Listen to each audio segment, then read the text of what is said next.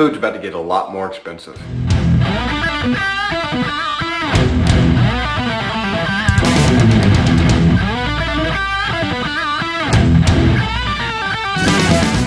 Okay, so right now in Canada, what we have is we have now grocery stores closing. They're closing due to labor shortages because of all the stuff with the pandemic and all the shutdowns we've had and all the government giving all this free money. And then they're shutting down also because they can't get products in. So even if they had laborers to pay, they can't pay them because they can't get products in to sell. So now we've got product shortages, we've got labor shortages, we've got grocery stores closing, we've got airlines now being downed over 5G apparently, we've got trains stopping, we've got no border passage unless you get the certain medical procedures done. And so this is the world that we live in now. This is what's going on. This is as what's her name? Rachel Maddow said when Trump won, this is not a dream. This is your reality right now. This is what's going on, and the future is very, very unclear as far as what's going to happen. Now is a really good time to make sure your freezers and your pantry are fully stocked. And this is where getting in with local farmers and going back to the way that our grandmothers did it and our grandfathers did it, and buying that cow or that pig and having a year's worth of beef on hand in your freezer, and then you buy it again the next year. It's naturally intended to be purchased, right? These cycles are there for a reason, and we've gotten used to this where I can buy tomatoes out of season in the middle of winter because there's either a greenhouse in California that's shipping them here, and I get a cardboard tomato for $1,200. So the reality is that we really should be looking at buying food that's in season, that's on those natural cycles that we want to stay at, and going back to how our grandparents did things, because the way that our grandparents did things provided self-sufficiency instead of being reliant on other people, on the governments, on these businesses, and it allowed us to have that security, because if I'm reliant on myself, nobody can control me. Nobody can own me. If I can provide for myself, then I'm free and clear to do as I need to do and to do as I please. And, if you've ever seen the movie, what is it, The Gambler, right? With Mark Wahlberg. And you get to that point of John Goodman, F.U. money, right? That's where you're trying to go to. You're trying to get to that point in life where you can do what you want. And part of getting there is having that rotational supply on hand, having money stored in things that are not going down in value. Like I said, we store money in hay because then it puts me in a position of freedom. When there's a drought or there's a heavy rainfalls and so nobody can cut hay, I'm in a position to where I have hay. I can buy cows if I want to buy cows. I have bedding for my animals in my life, and my chickens, my livestock, my cows and my pigs. I have feed for them, and even our pigs. Yeah, pigs don't get fat on hay, but they'll eat hay and they'll survive. So, I have stuff to get me through those hard times.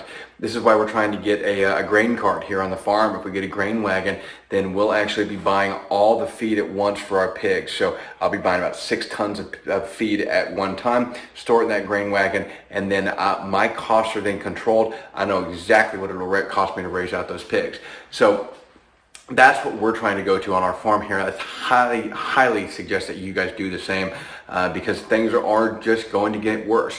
And it doesn't look like the shipping issue is going to fix itself anytime soon. It doesn't look like the food issue is going to fix itself anytime soon.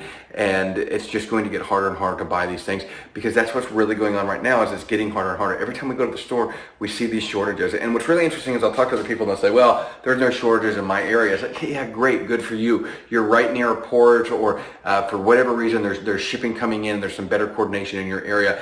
But how often are you going to the store? Because the people that I hear saying that are people that tend to probably stock up a little bit. They go to the store once a month and they go buy their food, and then really after that they're just hitting their vegetables from the local grocery store. But they like go to Costco, buy all their stuff, and then they go hit these local grocery stores. And you may not be noticing it because the Costco's are hiding it, right? They're separating out their lines and everything, and so they're down 30% of their inventory, but they've just separated out the lines and spaced everything out 3 more feet, so it doesn't look like it's less. They don't want you to see a bunch of empty shelves. We're now starting to see our tractor dealers actually get some inventory back in, so there's some semblance of some regularity coming back to this, and then bam, we get hit with this again, where we know that okay, the food is really the bigger issue. Whether you can buy a small tractor, a small mini tractor for your 5-acre farm is not really going to be consequential in the grand scheme of providing food nationwide. And so that is not as big of an indicator as if the large farms that are providing the majority of this food are able to get the parts and stuff that they need. And somewhere in that cog, they're not. Whether they're getting the parts that they need, it's not being produced, or it's not being delivered to the stores. Somewhere in that cog, we're not getting, or somewhere in that gear, there's an issue in there, and we're not getting the supplies all the way to the store, and so it's causing shipping issues, and it's causing those stores to have to say, hey, I don't have any inventory to sell. I have these ridiculous labor rates to pay now because we've gone up on minimum wage and whatever else, and now I have no other option. So, but to just lay people off, or to close my doors and until the government decides to sort this out.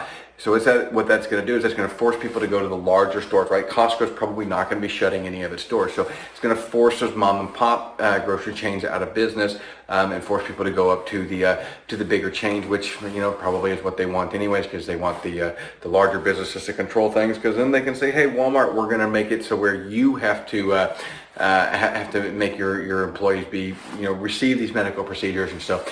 It gives them an ultimate sense of control. So if you are one of those mom and pop shops, I encourage you to fight this out. I know it's hard. I know it's not.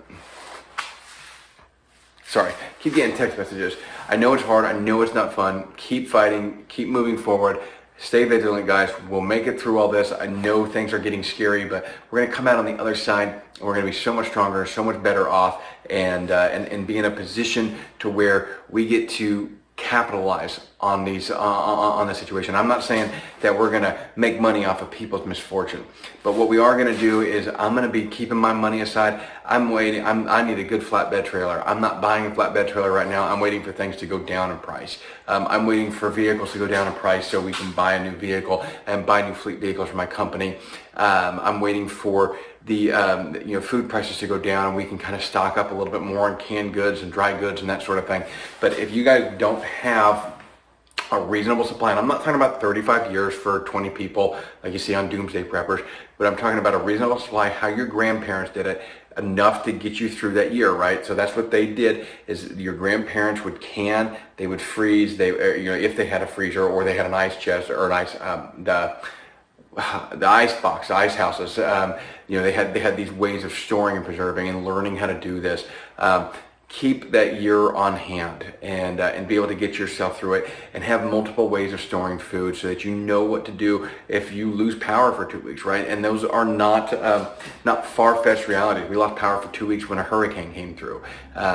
These things happen. So, guys, I really appreciate y'all watching. I went a little bit longer than I wanted to, so we'll cut it here. Bottom line is it's time to get some supplies and get yourself squared away as far as what you need, and have your house and your homestead ready to go. Thanks again for watching, y'all. If you have not liked and subscribed, please do so. That does really help me out. Share the video. Appreciate y'all watching.